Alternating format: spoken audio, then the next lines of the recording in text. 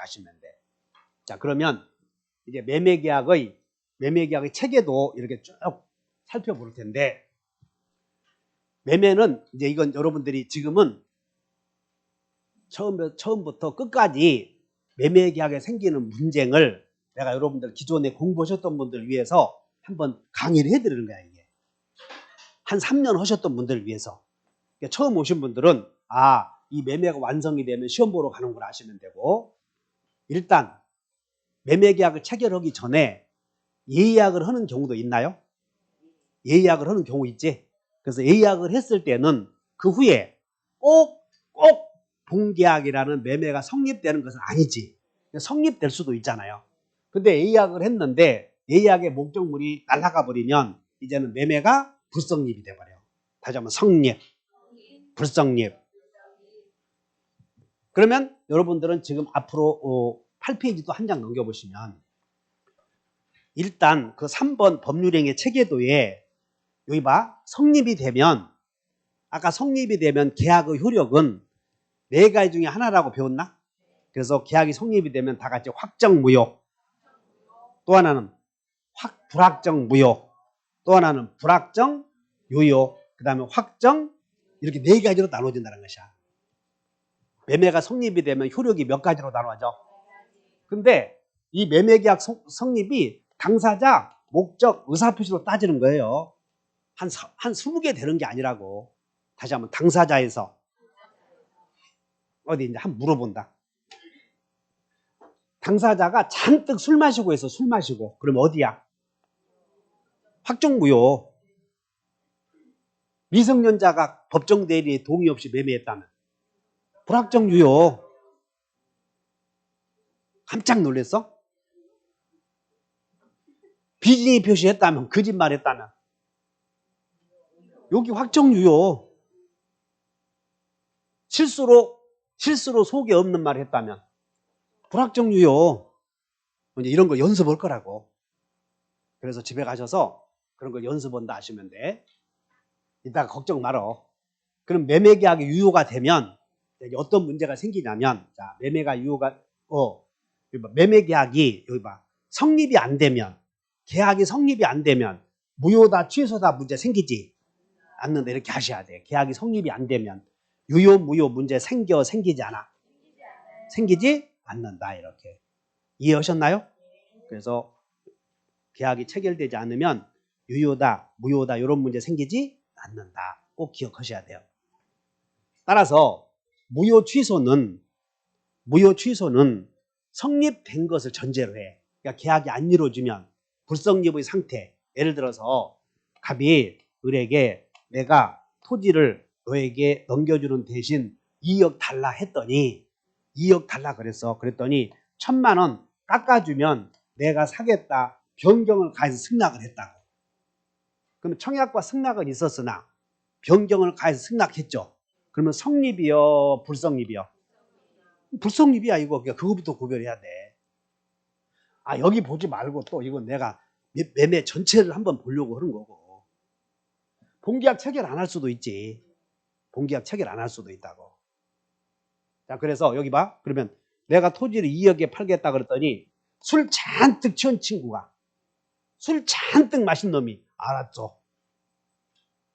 2억에 팔겠다. 술 잔뜩 취한 놈이 알았죠? 한 거예요.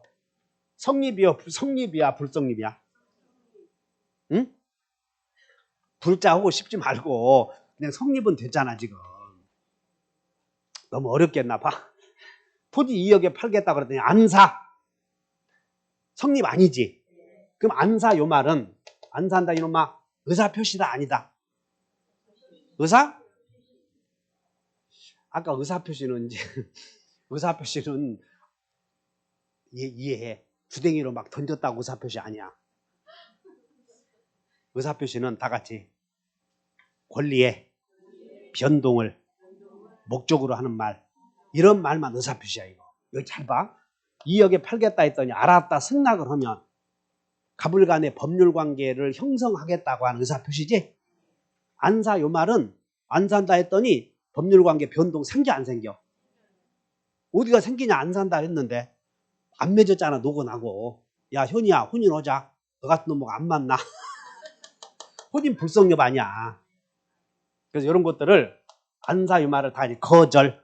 이걸 거절을 앞에서 의사의 통지라고 그러는 거예요. 청약의 유인, 철회, 거절 이런 것들을 다시 거절. 어디 다시 한다. 2억에 팔겠다 안사. 어쨌든 안사 요 말은 의사표시가 아니지. 이걸 거절이라고 그래. 그러니까 거절은 자기의 주관적인 생각을 알려주는 표현행위라고 하고 그걸 의사의 통지라고 그래요.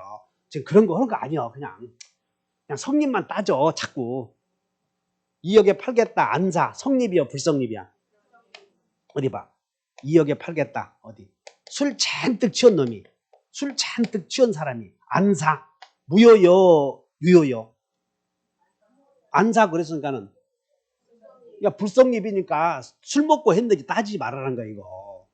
야 유효 무효 문제 생기지도. 야 이 정도 아셨지? 그러면 2억에 팔겠다. 술 잔뜩 취한 여기. 알았어. 그러면 성립은 된 거야 안 된 거야? 그때부터 이제 유효 무효 따진다 그 말이야. 그때부터. 그래서 이렇게 성립이 되면 나중에 불확정 유효는 아까 불확정 유효 4개 있었지. 한번 읽어본다. 외워본다. 시작. 다시 제착 4강.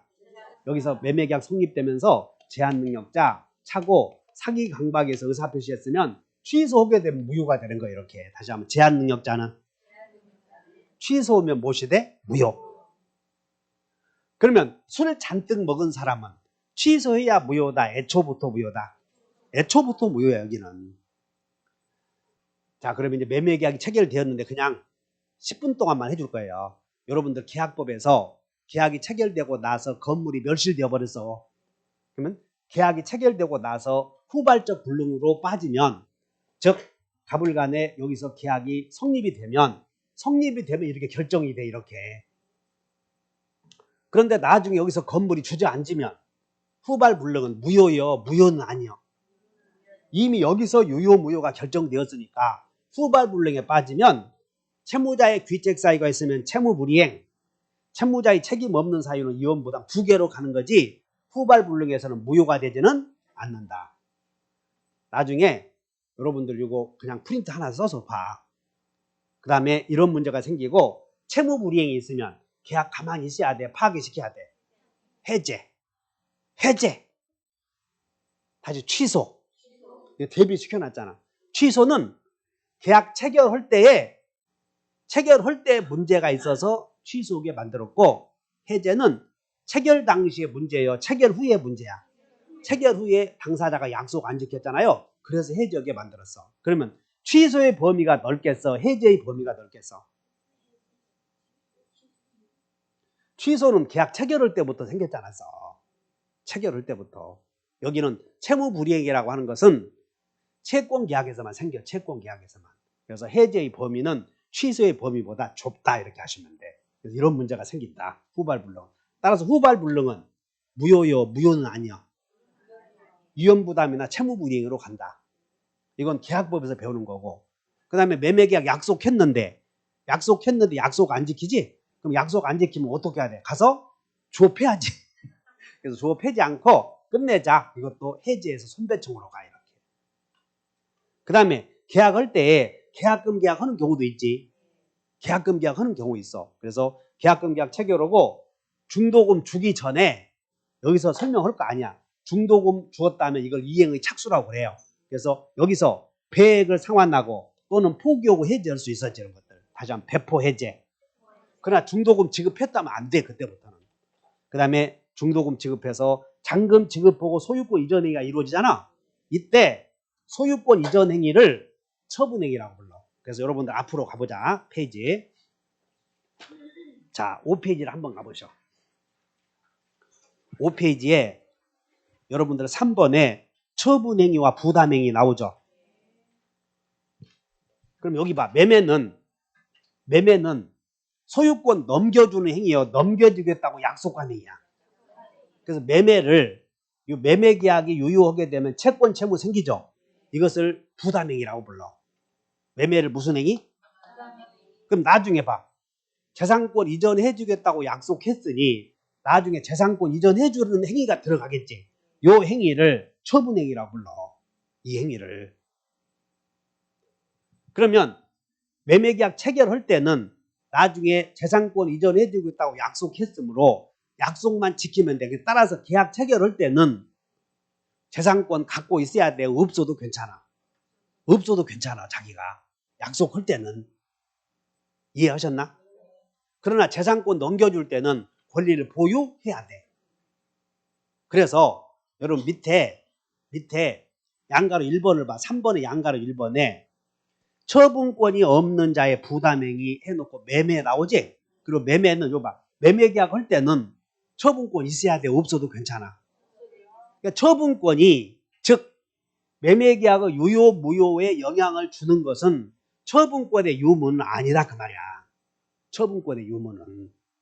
그러나 재산권 이전해 줄 때에는 권리를 보유하고 있어야 돼. 그러니까 이때는 처분권이 없는 자가 즉 권리를 보유하고 있지 않는 자가 이전해 준다면 그것은 무효가 돼버려. 그러니까 여기하고 요걸 구별해 줘야 돼. 여기하고. 이해하셨나? 그 다음에 재산권 이전해 주고 봐. 재산권 이전해 주면 이게 등기 서류 넘겨주는 거거든.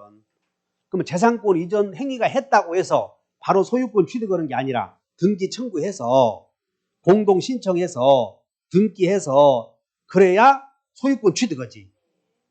그러므로 매매계약이 이루어지면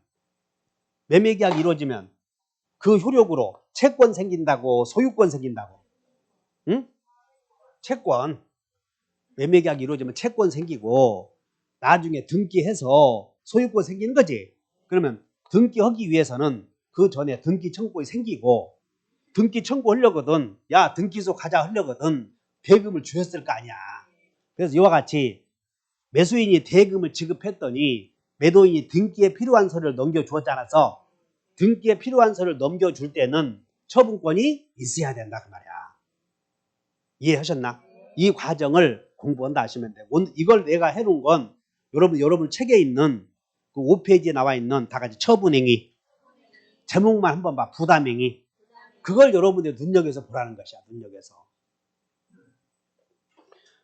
그러면 다시 이걸 또 되돌아가 보면 이걸 또 이것이 문제가 뭐냐면 자 이렇게 해서 여러분 여기서 처분행위와 부담행위 배웠고 그 다음에 소유권 취득했는데 나중에 소유권 취득했는데 나중에 보니까 평수가 2평 부족하단 말이야. 그럼 가만히 있어야 돼. 담보책임 물어야 돼. 이게 계약법의 끝이야. 계약법. 그 다음에 이제 소유권 취득했을 때 여기서부터 소유권자가 각종 제한 물권을 설정해 준다든가 등등은 물권법의 영역으로 가는 거예요. 물권법의 영역으로. 그럼 여기서부터 등기 청구해서 등기해서 소유권 취득해서 구로 각종 제한 물권을 취득한다. 요 범위는 계약법에서 안 다루고 물권법으로 다뤄져. 소유권 이전해 주는 행위 여기까지 이런 것들은 물권법으로 다뤄진다 그 말이야. 이게. 다만 잔금 지급해서 등기해서 소유권 취득했는데 그 취득한 재산권에 문제가 있다면 가만히 있으면 안 되지. 담보책임 물어야 되잖아. 이것도 매매의 효력으로서 생기므로 계약법에서 다룬다 하시면